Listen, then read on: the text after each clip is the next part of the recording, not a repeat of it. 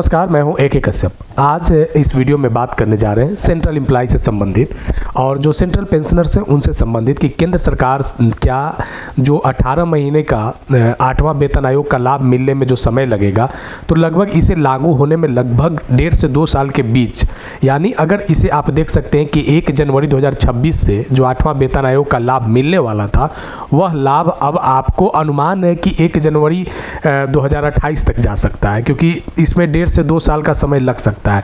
तो ये जो 2 साल का जो टेन्यूअर यानी 1 जनवरी 2026 से लेकर अगर 2028 तक जाता है, तो ये लगभग 1.5 और 2 साल का जो एरियर भुगतान है, इस पर क्या केंद्र सरकार जो इसका जो एरियर का फ़ायदा है, क्या 7th CPC के जैसा एरियर भुगतान करेगा?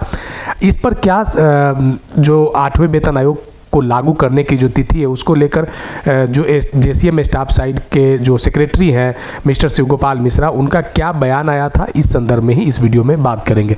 जरूर इस वीडियो को लास्ट तक देखिएगा। अगर आप सेंट्रल एम्प्लॉय है, पेंशनर्स हैं, तो आपके लिए वीडियो काफ़ी महत्वपूर्ण है। केंद्र के तर्ज पर राज्य भी इस तरीके के फॉर्मूले को लागू करता है और 8th CPC का लाभ स्टेट एम्प्लॉय को भी मिलता है।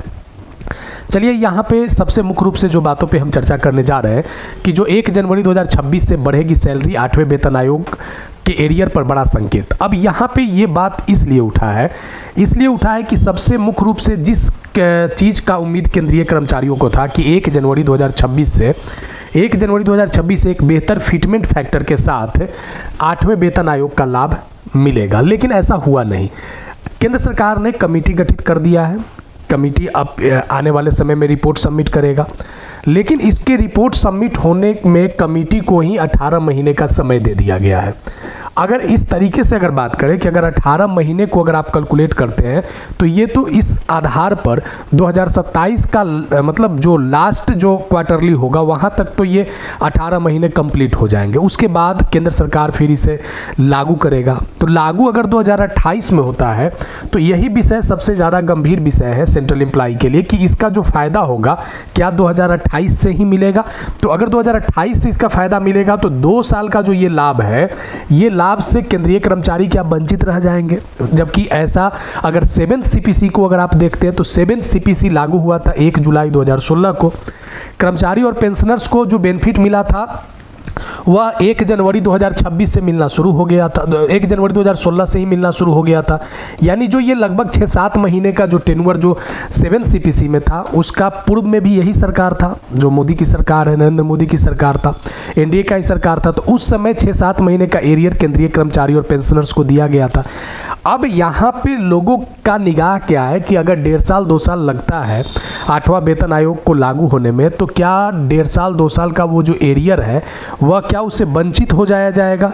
लेकिन यहाँ पे NC JCM स्टाफ साइड के जो सेक्रेटरी हैं शिवगोपाल मिश्रा, इन्होंने एक इंटरव्यू में इस बात पे बड़ा पुरजोर तरीके से फोकस किया था कि ये जो प्रभावी होने वाला है, जो 8वां वेतन आयोग जो लागू होगा, ये प्रभावी जो होने वाला है 1 जनवरी 2026 से ही होगा।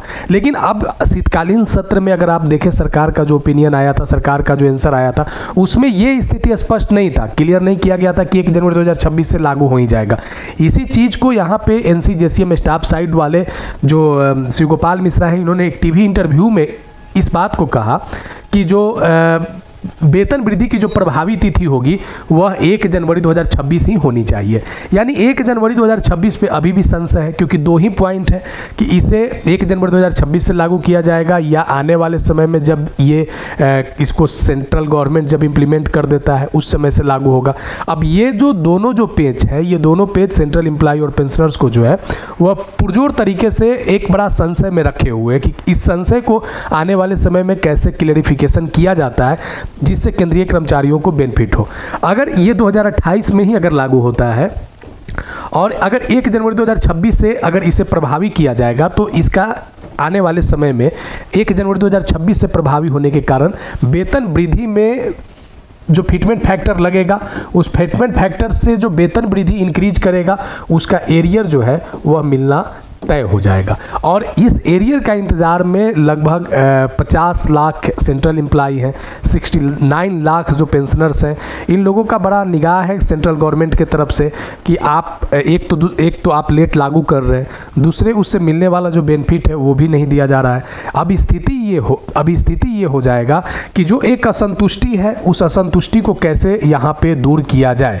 अब यहाँ सरकार का भी एक अपना जो अलग अलग ओपिनियन आता है कि हमारा जो बजट डेफिसिट है, तो ये इस विषय को अगर आप देखेंगे तो 7वां वेतन आयोग जब लागू किया गया था तो सरकार के वित्तीय बोझ पड़ा था 1.02 लाख करोड़ रुपया वित्तीय बोझ पड़ा था। इसी तरीके से एक रिपोर्ट आया है 2025 में, एक एजेंसी का रिपोर्ट है, येथ पे कमीशन पर 2.4 से 3.2 लाख करोड़ रुपए तक खर्च आ सकता है। अब इसका जो मुख्य रूप से ये जो बजटीय बोझ है ये केंद्रीय कर्मचारियों को जो मिलने वाले एरियर है या जो वेतन वृद्धि है उसमें एक रुकावट के जैसा दिखा जा सकता है। आने वाले समय में NCJCM staff side mister Shiv Gopal Mishra इस कड़ी को जोड़ने वाले एक प्रमुख बिंदु होंगे और आने वाले समय में ये किस तरीके से केंद्रीय कर्मचारियों के मांग को सरकार के सामने रखते हैं और किस तरीके से इनके डिमांड को सरकार भी मानती है, ये बड़ा महत्वपूर्ण विषय होगा। क्योंकि 1 जनवरी 2026 से अगर लागू होता है 8th CPC प्रभावी अगर होता है तो आने वाले समय में एरियर मिलना तय रहेगा।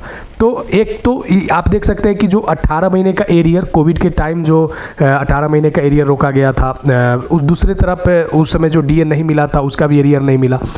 दूसरी तरफ अगर यहाँ भी फिर 2 साल का अगर डैमेज जाता है तो बड़ा आने वाले समय में केंद्रीय कर्मचारी और पेंशनर्स को नुकसान हो सकता है। और इसका जो दूरगामी परिणाम होगा कि राज्य कर्मचारी भी जो होंगे और जो राज्य सरकार हूबहू तर्ज पे लागू करेगा तो राज्य सरकार भी फिर एरियर वाला जो मामला होगा वो केंद्र के जैसा ही यहाँ पे भी इफेक्टिव करेगा। तो केंद्रीय कर्मचारियों के लिए आने वाले समय में कितना राहत बड़ी खबर निकल कर आती है, ये एक बड़ा महत्वपूर्ण विषय है। आने वाले समय में इस विषय पे अगर कोई इन्फॉर्मेशन आता है तो ज़रूर चर्चा करेंगे। नए जुड़े हैं तो ज़रूर चैनल को सब्सक्राइब करके बेल आइकन को दबा दीजिएगा। वीडियो अच्छा लगेगा तो लाइक शेयर जरूर कीजिएगा। अगर कोई सुझाव होगा तो आप कमेंट में लिखिएगा। मिलेंगे आगे नेक्स्ट वीडियो नेक्स्ट टॉपिक में। धन्यवाद।